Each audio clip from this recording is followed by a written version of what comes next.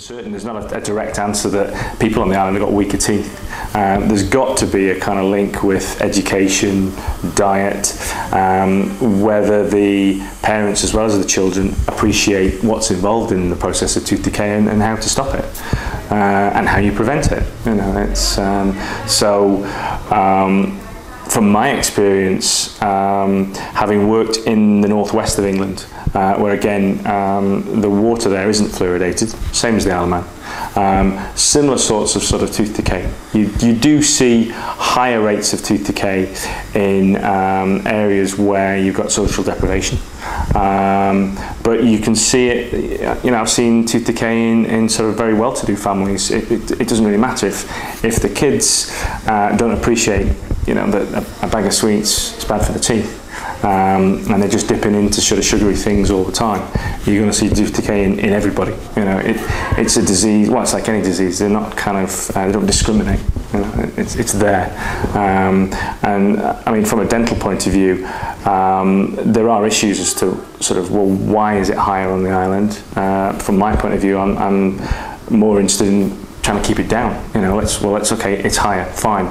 You know, move on, and then let's try and deal with the problem and prevent it from getting any higher. Bring us in line with the rest of the UK, sort of thing.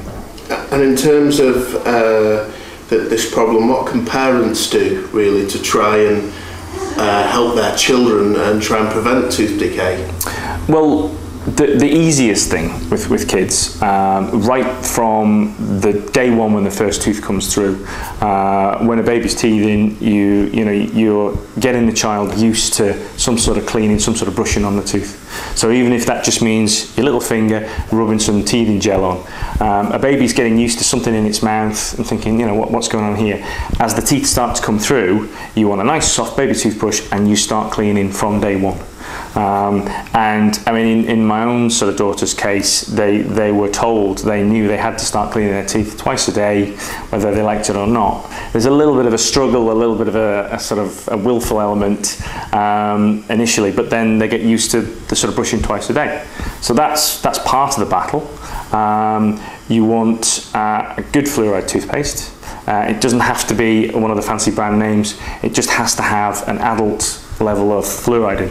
So you're looking at about 1400 parts per million fluoride, which is the adult level. So even in a child, adult level toothpaste, adult level fluoride in the toothpaste.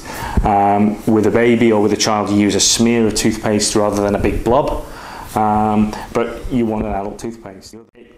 Obviously, we recommend, and healthcare professionals recommend, everybody has a healthy diet.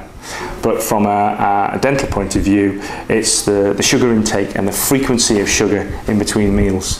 So if you're going to have some sugar, fine, have it with your breakfast, have it with your lunch, have it with your tea. In the middle of the day, snacks are the worst thing. They're the kind of the enemy, if you like. If you ask me to sum up quickly, what's the best way of looking after, say, a 5-year-old's teeth? Get them to the dentist as soon as they've got teeth, even if they're not having full examinations, if they're just used to the environment and seeing who this strange man in the kind of white coat or the blue coat is. So they're used to sort of seeing what their older brothers or their older sisters or mum and dad, what's going on there, so they're not frightened of us. Then brushing twice a day. Adult level of fluoride in the toothpaste, avoiding snacks between meals, watching the amount of sugar they're taking, lots of fruit and vegetables.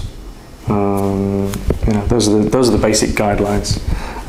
The other important thing that I always try and stress: once you've cleaned your teeth, last thing at night, that's it. You can have a glass of water, but no milk, no sort of coffee, tea, nothing, no fruit juice, just water after you've cleaned your teeth. That way, your teeth are clean, there's fluoride soaking into the teeth all night, and that protects them all night. As soon as you drink something like a glass of milk, again, all that fluoride's washed away, and the damage starts straight away.